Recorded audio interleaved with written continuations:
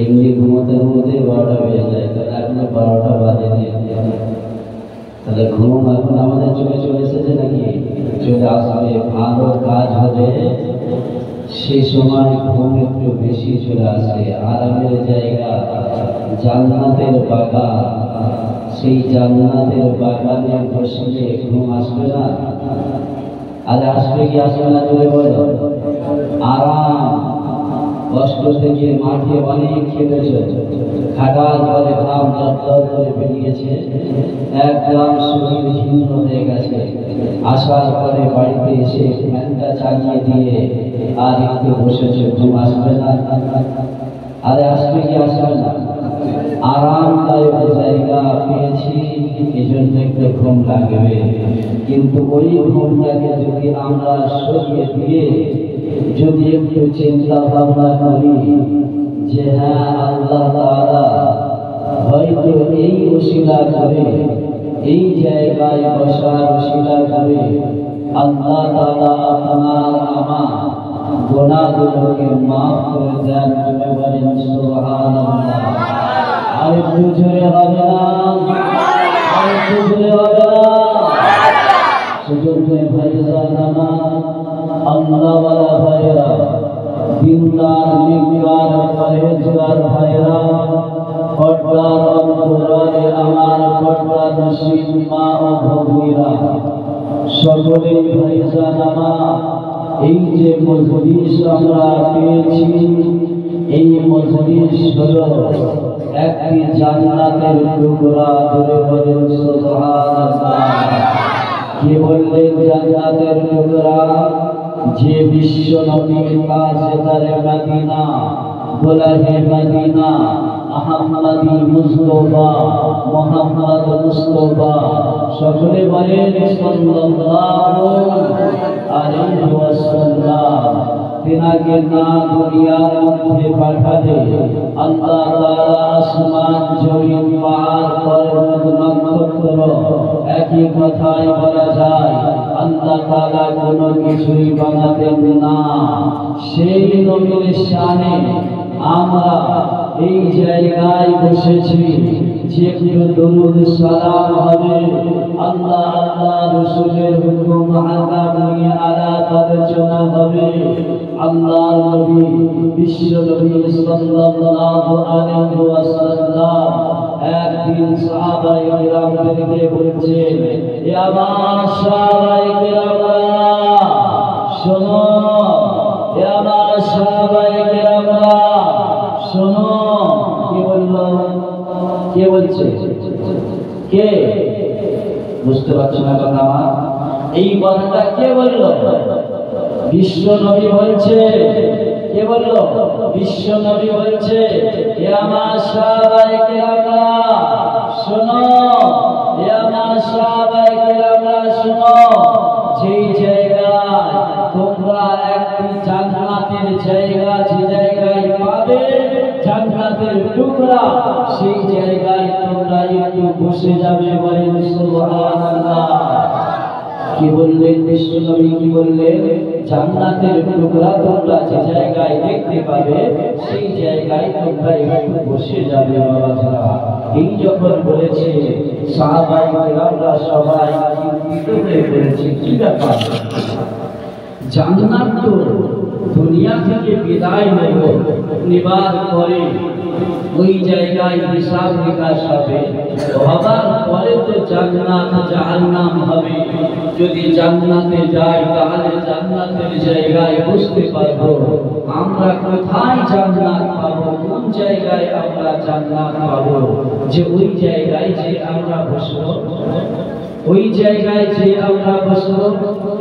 আল্লাহ নবী দো জাহানের বাদশাহ হাবিবুল্লাহ জনাবে মুহাম্মদুর রাসূলুল্লাহ সাল্লাল্লাহু আলাইহি ওয়াসাল্লামের কাছে এক সাহাবা চলে গেলেন। বাবা সম্মুখে দাঁড়িয়ে যে আরজ করেন, ইয়া রাসূলুল্লাহ, ইয়া হাবিবাল্লাহ, হুজুর আমরা বুঝতে পারছি না, আমরা জানতে পারছি না, ইয়া রাসূলুল্লাহ আপনি নিজে বললেন জান্নাতের টুকরায় বসে যেতে, জান্নাতের বাগানে বসে যেতে।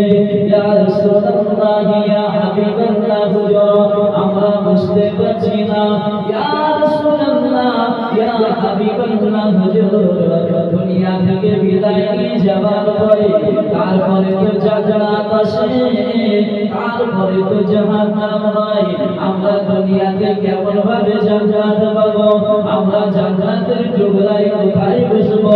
বিশ্ব নবী সাল্লাল্লাহু আলাইহি ওয়াসাল্লাম কাজেদারে মদিনা কুলাকে মদিনা মুহাম্মদি মুস্তাফা মুহাম্মদ মুস্তাফা সাল্লাল্লাহু আলাইহি ওয়াসাল্লাম জানিয়ে দিলেন আমার সাহাবায়ে কেরামরা শুনো শুনো।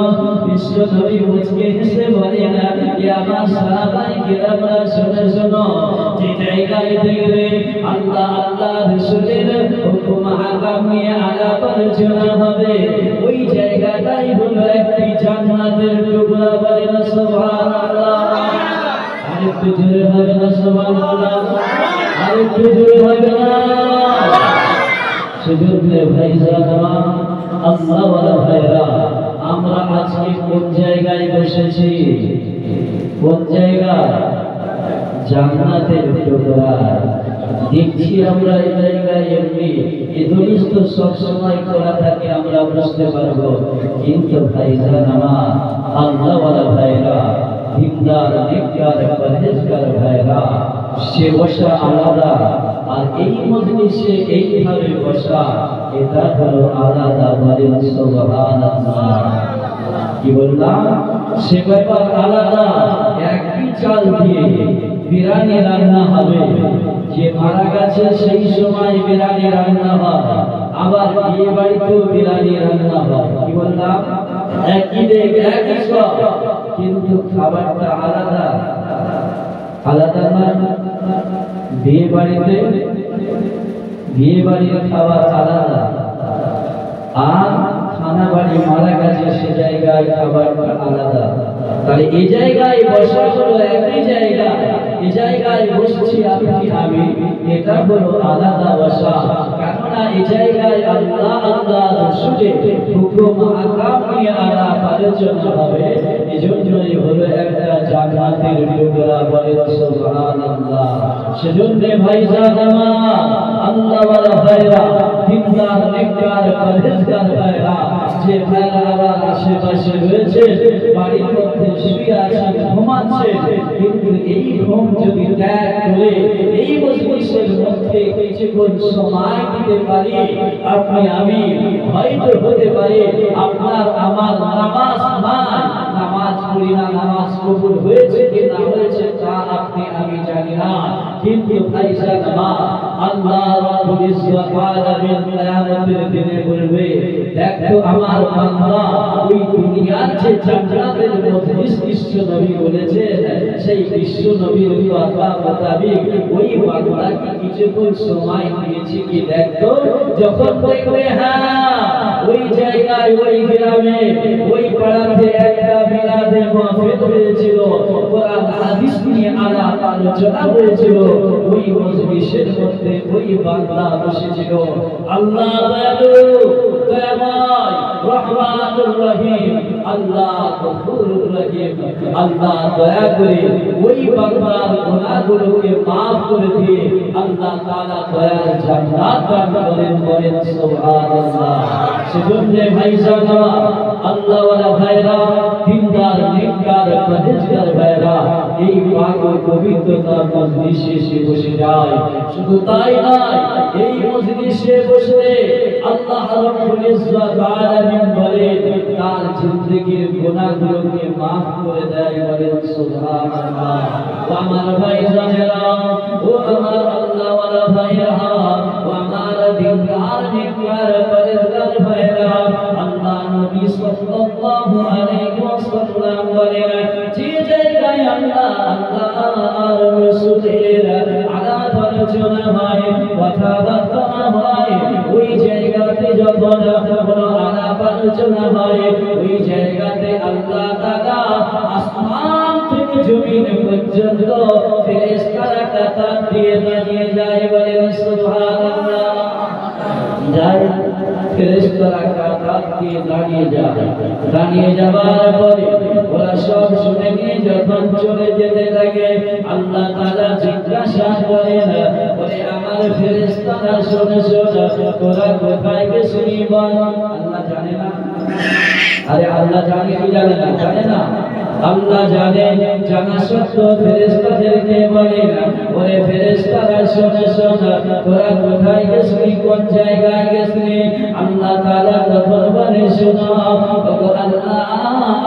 ওই ফেরেশতারা বলে, আল্লাহ পরবর্তীকালে আমরা বড় গ্রামে গেছিলাম, ওই জায়গায় আপনার হুকুম আপনার আহকাম নিয়ে আল্লাহ তো আপনার হাবিবকে নিয়ে, আপনার মাহবুবের বন্ধুকে নিয়ে, আপনার বন্ধুকে নিয়ে আলাপ আলোচনা করছিল, আপনার কাছে তারা হাত তুলে দোয়া করছিল।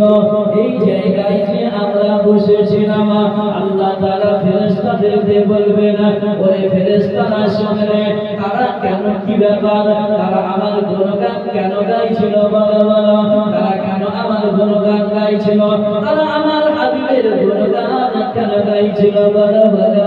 তারপরে ফেরেশতারা বলবে, আল্লাহ পরবর্তীকালে আলামাত গফুরুর রহিম মাওলাই কারীম রব্বুল ইজ্জত আলামিন আল্লাহ পরবর্তীকালে আলামাত তারা জান্নাত পাবার জন্য, জান্নাত পাবার জন্য আর জাহান্নাম থেকে তারা বাঁচার জন্য তারা এইভাবে গুণগান কীর্তন গাইছিল। আপনার কোরআন নিয়ে, আপনার হাবিবের হাদিস নিয়ে তারা আলাপ আলোচনা করছিল। আল্লাহ তাআলা তখন বলবে, শুনরে তারা যে জান্নাতে যাওয়ার জন্য, তারা যে জাহান্নাম থেকে বাঁচার জন্য তারা করেছে, ওরে আমার ফেরেশতারা শোন শোনা, তারা কি আমার জান্নাত দেখেছে নাকি বল। তারা আমার জান্নাত দেখেছে, আমার জাহান্নাম তারা দেখেছে। তখন ওই সময় আল্লাহর ফেরেশতা যখন আওয়াজ দিয়ে বলে, আল্লাহ তারা জান্নাত দেখে না, আল্লাহ তারা জান্নাত দেখে না, তারা জাহান্নাম দেখে না। ওগো আল্লাহ তারা জান্নাত দেখে না, তারা জাহান্নাম দেখে না। আমরা দেখেছি নাকি? দেখেছি জান্নাত? আরে জোরে বলেন দেখেছি, জোরে বলেন আওয়াজটা, দেখেছি আমরা? দেখি না, কিন্তু বিশ্বাস করেছে জান্নাত আছে।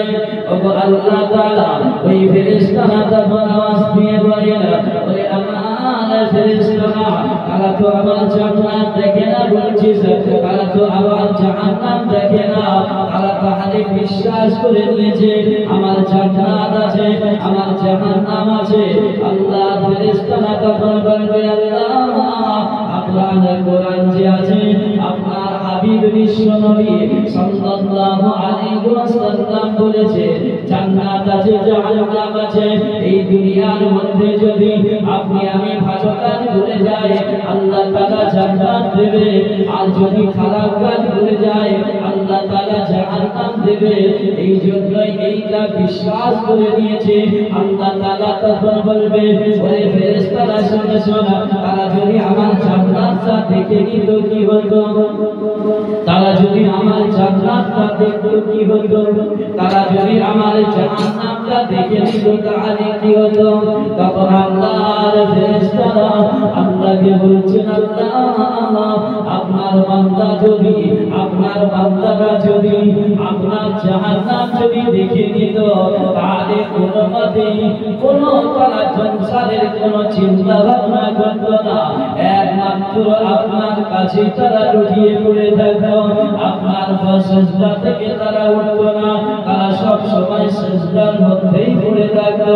আল্লাহ তাআলা তখন ফেরেশতাদেরকে আওয়াজ দিয়ে বলেন, ওরে ফেরেশতারা তোরা শুনে রেখে দে, ওরে ফেরেশতারা তোরা জেনে রেখে দে, আমার ওই বান্দাগুলো, আমার ওই বান্দীগুলো তারা ওই সময়তে ওই জায়গায় বসে বসে, ওই জায়গায় বসে বসে আল্লাহর হুকুম বিশ্ব নবী সাল্লাল্লাহু আলাইহি ওয়াসাল্লামের তরিকাগুলো তারা পালন করেছে, শুনেছে, আওয়াজগুলো তারা কানের মধ্যে নিয়েছে।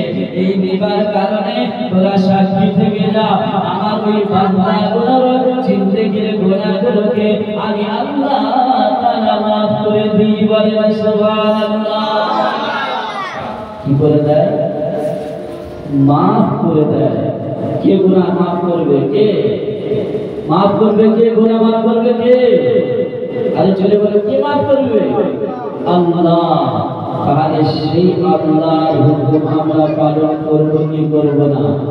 জোরে বলে করব। আরে হ্যাঁ কি না বলে? আল্লাহর হুকুম পালন করলে আল্লাহ তাআলা দয়ার জান্নাত দান করেন। বলেন সুবহানাল্লাহ। কি করবে? দয়ার জান্নাত দান করবে। আর তাহলে আমাদেরকে জাহান্নামের মধ্যে চলে যেতে হবে। সেজন্য ফাইসা নামা জাহান্নামের কঠিনতর আগুন। আল্লাহ নবী তো জাহানের বাদশা হাবিবুল্লাহ জনাবে মুহাম্মদুর রাসূলুল্লাহ সাল্লাল্লাহু আলাইহি ওয়াসাল্লাম আওয়াজ দিয়ে শুনিয়ে দিলেন, শুনে রেখে দাও, জেনে রেখে দাও, এই জাহান্নামের দুনিয়ার যে আগুন দেখতে পাচ্ছ, এই দুনিয়ার আগুন আপনি আমি একটু যদি হাতের মধ্যে পড়ে যাই, সেই আগুন আমরা সহ্য করতে পারি না। বিশ্ব নবী বলেন, শুনে রাখো, জেনে রেখে দাও, এই দুনিয়ার যে আগুন দেখতে পাচ্ছ, এই আগুনের থেকেও 70 গুণ উত্তপ্ত আগুন হবে জাহান্নামে। কত গুণ? 70 গুণ আগুন হবে। এই আগুন হাতে নিয়ে দেখেছো, চেক করেছো কেমন লাগে? একটুখানি যদি পড়ে যায় আপনি আমি বুঝতে পারবো না, কিন্তু আমার আম্মা জানেরা তারা কিন্তু বুঝতে পারে, আমার বোনেরা তারা কিন্তু বুঝতে পারে যে হ্যাঁ আগুনের কতটা উত্তপ্ত। সেজন্য ভাইজান আমার, এই দুনিয়া আমার কাছে ক্ষণস্থায়ী জায়গা। কি বললাম? দুনিয়া আমার কাছে ক্ষণস্থায়ী জায়গা। এটা আপনার আমার কাছে চিরস্থায়ী জায়গা। হ্যাঁ কি না বলেন? চিরস্থায়ী জায়গা, চিরস্থায়ী জায়গা বাবাজিরা আমার এটা নয়। এটা আপনার আমার কাছে চিরস্থায়ী জায়গা নয়, এটা হলো আপনার আমার কাছে ক্ষণস্থায়ী জায়গা। তাই নয় কি? ক্ষণস্থায়ী জায়গা আপনার আমার কাছে এই জায়গাটা হলো ক্ষণস্থায়ী জায়গা। আপনি আমি বাইরে বিদেশে চলে যাই রোজগার করার জন্য, যাই কি যাই না? কেউ বোম্বাই যাচ্ছে, কেউ আর অন্য জায়গায় দিল্লি, বোম্বে, গুজরাট চলে যায়, কেউ যাই হোক আরো কলকাতার দিকে চলে যায়। যে চিন্তা ভাবনা এটাই থাকে, সপ্তাহের পর সপ্তাহ, মাসের পর মাস, বছরের পর বছর থেকে পার করে নিজের বাসস্থানে ফিরে আসে। আসে কি আসে না? চিন্তা ভাবনা সে জায়গায় এটা যে ওই জায়গায় রুজি রোজগার করে নিয়ে এসে, বিদেশে রয়েছে রুজি রোজগার করে নিয়ে এসে আমি নিজের ঘর বানাবো, নিজের বাড়া, বিল্ডিং, খানা, গাড়ি বাড়ি আমি তৈরি করবো। একই দুনিয়ার মধ্যে আপনি আমি শান্তিতে থাকবো, ভালো বিছানা হবে, ভালো খাবার হবে, ভালো ঘর হবে, সেই ঘরের মধ্যে আপনি আমি থাকবো। চিন্তা ভাবনা আছে কিনা? আরে জোরে বলেন আছে কিনা? আমাদের আছে যে এটাই চিন্তা ভাবনা আপনার আমার, যে এই জায়গায় দুনিয়ার মধ্যে আমরা আছি, বিদেশে চলে যাই রুজি রোজগার করে নিয়ে এই জায়গায় চলে আসি। কিন্তু ভাইজান আমার, এটা তো আমাদের কাছে ক্ষণস্থায়ী জায়গা, এটা তো ক্ষণস্থায়ী জায়গা। 5 বছরে 60 বছর, 70 বছর, 80 বছর বাঁচবো, 100 বছর বাঁচবো, তারপরে কোথায় যেতে হবে কি যাবে না? কুল্লু নাফসিন যায়িকাতুল মউত, মৃত্যুর স্বাদ আমাদের সকলকে গ্রহণ করতে হবে। হবে কি হবে না? জোরে বলেন, হবে কি হবে না? তাহলে মৃত্যু আমাদের অবশ্যই হবে, দুনিয়া আমাদের অবশ্যই ছাড়তে হবে। বাবাজিরা আমার, সোনার মানিকেরা রে, সুন্দর করে আমি আপনি ঘর বানাই, কিন্তু ওই ঘর কিন্তু আপনার আমার নয়। আপনার যখন চোখটা বন্ধ হয়ে যাবে, শেষ নিঃশ্বাস যখন আপনার আমার হয়ে যাবে, যতই আমার বিবি আমাকে মহাব্বত করুক না কেন, যতই আমার সন্তানরা আমাকে বসুক ভালোবাসুক না কেন, যখন শেষ নিঃশ্বাসটা বার হয়ে যাবে তখন সবাই পাড়া প্রতিবেশীর মানুষ আমাকে যতই মহাব্বত করুক যতই ভালোবাসুক না কেন সবাই মিলে চিন্তা ভাবনা করবে এটাকে তাড়াতাড়ি লাশে তাড়াতাড়ি দাফন করতে হবে। নিজের মা কিন্তু ও জায়গায় থাকবে না, সবাই চিন্তা ভাবনা করবে তাড়াতাড়ি ও জায়গায় থাকতে হবে। এখন বিবি বলে আমি তোমাকে ভালোবাসি মহাব্বত করি, শেষ নিঃশ্বাসটা বার হয়ে যাবার পরে যদি বলা যায় গ্রামের মানুষরা এসে দেখে নিয়ে চলে যাচ্ছে সব, এবার বিবিকে বলছে বিবি শোনো, তোমার স্বামীকে তো তুমি মহাব্বত করো বেশি, তুমি ভালোবাসো বেশি, তাহলে আজকে পাহারাটা তুমি একা দাও। একা দাও, দেবে? বলবে একা লাশের কাছে থাকবে, মায়েদের কাছে একা থাকবে? বলবে বাবা থাকবো না, যা মহাব্বত ছিল ওই জায়গায় থাক, কিন্তু এই জায়গায় আর মহাব্বত নাই। এবার তাড়াতাড়ি চিন্তা ভাবনা করো, কর্মস্থানে তাড়াতাড়ি নিয়ে যে দাফনের ব্যবস্থা করো। আছে কি না? এটাই তো আমাদের হয়ে থাকে, তাই না? এটাই তো আমাদের হয়ে থাকে। সেজন্য বাবাজিরা আমার, সোনার মানিকের আমার, আর ভালো করে শুনে রেখে দাও, কুল্লু নাফসিন যায়িকাতুল মাউত, মৃত্যু আমাদের অবশ্যই হবে বাবা। দুনিয়া থেকে আমাদেরকে অবশ্যই চলে যেতে হবে, ওই কবরের মধ্যে আপনি আমি যে চলে যাব, যাওয়ার সময় আপনার আমার কাছে কি থাকবে তার চিন্তা ভাবনা আপনি আপনাকে আমাকে করতে হবে কি হবে না।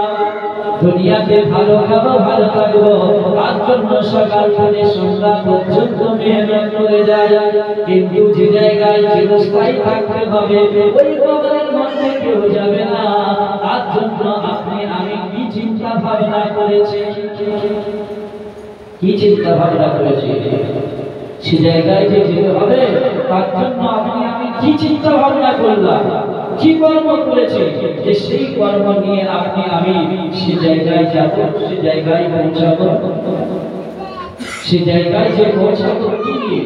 এই জন্য বাবাজিরা আমার, সোনার মানিকের আগে শুনে দেখে আমার আল্লাহ নবী বিশ্ব নবী সাল্লাল্লাহু আলাইহি ওয়াসাল্লাম জানিয়ে দিয়েছেন রে, যখন কোন বান্দা দুনিয়া থেকে চলে যাওয়ার সময় হয়ে যায়, ওই বান্দা ওই বান্দির চোখ থেকে টপটপ করে গোড়া থেকে পানি পড়তে থাকে, থাকে কি থাকে না? জোরে বলেন, দেখেছেন? তাকে কার মানে চোখের গোড়া থেকে ওই জায়গা থেকে আস্তে আস্তে আস্তে আস্তে পানি পড়তে থাকে। কেন পানিটা পড়ে? বলছে শোনো শোনো, ওই সময় কার কাছে ঠিক বন্ধু আছে? বন্ধু কটা বন্ধু আছে? জোরে বলে বন্ধু আছে? হাত তুলে দেখো আমাকে বন্ধু, জোরে বলে হাত তুলে দেখো বন্ধু থাকে? তিন বন্ধু, একজন শুধু বললো তিন বন্ধু থাকে। তোমরা বুঝতে পারবে আমার কথা? বন্ধু থাকে